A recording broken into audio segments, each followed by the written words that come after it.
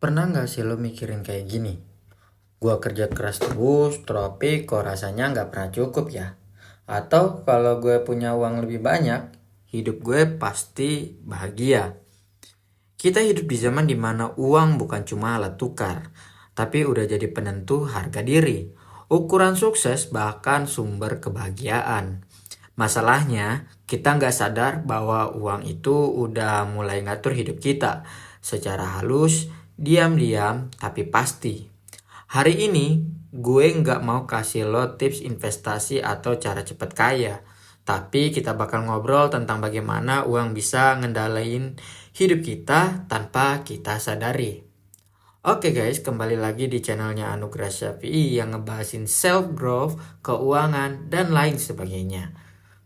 Oke, kita bagi video ini menjadi beberapa bagian penting. Ikutin aja ya satu persatu. Bagian yang pertama, mindset dasar, uang itu netral, tapi kita yang nggak netral. Uang itu benda mati, netral, tapi persepsi kita tentang uang itu yang manipulatif. Contoh, pertama kita anggap orang kaya itu pasti bahagia. Kedua, kita mikir orang miskin itu pasti gagal. Yang ketiga, kita ngerasa punya uang sama dengan punya nilai diri. Padahal faktanya nggak segitu sederhana. Studi dari Princeton University, Daniel Kahneman bilang kebahagiaan naik seiring pendapatan, tapi efeknya stagnan. Setelah USD 75.000 per tahun, di atas itu uang nggak terlalu menambah kebahagiaan secara signifikan. Jadi, uang penting tapi bukan segalanya. Masalahnya otak kita nggak bisa bedain antara cukup dan lebih. Yang ada kita terus ngerasa kurang. Bagian 2. Budaya konsumtif dan ilusi sosial media. Kita hidup di era konsumsi. Semua hal dinilai dari tampilan. Yang pertama, outfit harus branded. Kedua, HP harus terbaru. Dan nongkrong harus di tempat yang estetik. Dan semua itu dipamerin di sosmed. Hasilnya, kita ngerasa tertinggal kalau nggak punya.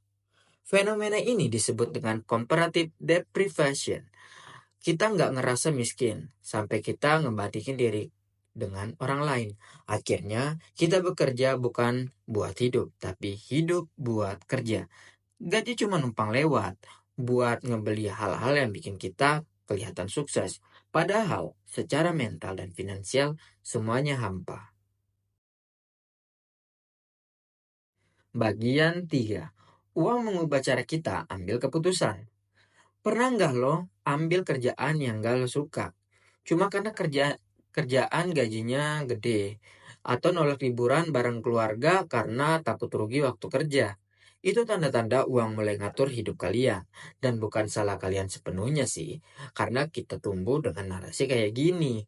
Yang pertama, cari kerja yang gajinya stabil. Kedua, ngapain ngelakuin hobi yang nggak ngasih duit. Yang ketiga, jangan buang waktu kalau nggak ada cuannya.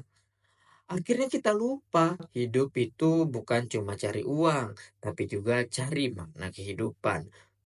Bagian keempat, uang dan identitas diri. Kita sering banget nyatuin identitas dengan penghasilan. Yang pertama, gaji gede. Lo pasti menganggap diri lo sukses. Gak punya kerja, langsung lo anggap diri lo tuh gagal. Bisnis bangkrut, langsung menganggap diri lo itu orang paling bodoh sedunia. Padahal, realitanya itu nggak kayak gitu. Nilai kalian itu sebagai manusia nggak ditentuin sama isi rekening lo sekarang. Tapi kita udah dicuci otaknya sejak kecil kalau orang nggak punya uang ya nggak bahagia. Iklan pendidikan, bahkan keluarga, semuanya dorong narasi uang itu merupakan segalanya. Kalaupun tidak ada uang, dunia ini akan hancur dan nggak akan bisa menolehmu. Sebuah studi dari Harvard tahun 2017 menunjukkan bahwa orang yang menghubungkan harga dirinya dengan kekayaan lebih rentan stres ternyata, depresi dan kecemasan. Jadi teman-teman, jangan memikirkan harga diri itu lantas karena kekayaan. Karena bisa bikin stres dan depresi dan kecemasan teman-teman. Bagian kelima, gaya hidup inflasi, semakin banyak, semakin haus. Begini, ketika gaji kita naik, jangan sampai gaya hidup kita juga naik. Tapi realitanya, gaji naik, gaya hidup ikutan naik. Uang masuk lebih banyak, tapi pengeluaran dibuat juga lebih besar. Ketika ada uang atau gajinya naik, malahan tanpa cicilan. Ini merupakan disebut dengan lifestyle inflation. Dan ini semua jebakan teman-teman. Karena meskipun penghasilan kalian bertambah, lo tetap aja ngerasa kurang. Lo pikir nih ya, gaji 5 juta itu nggak cukup.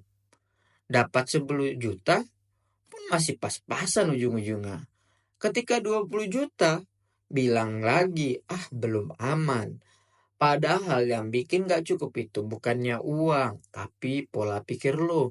Kalau pola pikir lo selalu mikirin orang yang di atas lo tanpa ada rasa syukur di akhirnya, kalian gak pernah ada puasnya. Padahal di saat gaji 5 juta, kalian sudah cukup. Tapi ketika naik 20 juta, tetap jadi gak cukup. Ini semua karena rasa syukur kalian yang sangat kurang. Bagian keenam, cara sadar finansial dan ambil kembali kendali. Apa maksudnya? Begini, gimana caranya biar kita nggak terus dikendalikan uang teman-teman? Yang pertama, sadari apa yang lo kejar. Coba tanya ke diri kalian masing-masing, gue kerja keras itu buat apa sih?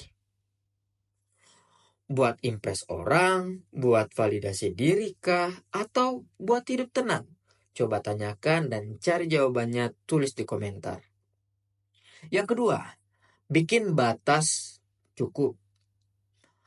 Lo harus definisikan versi cukup buat lo sendiri.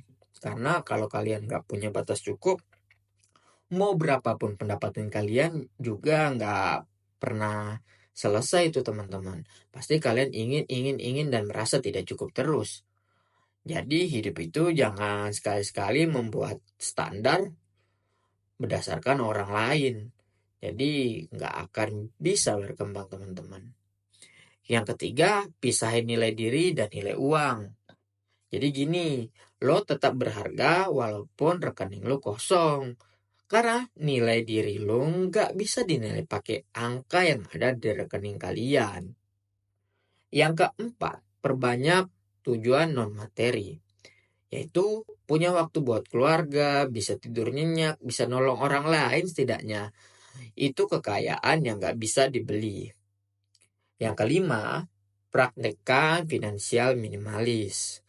Beli hal yang lo butuh, bukan yang lo pengen pamer sebenarnya. Nikmati hal-hal kecil yang gratis, ngobrol, jalan kaki, waktu istirahat, atau nonton festival yang gratisan ya teman-teman.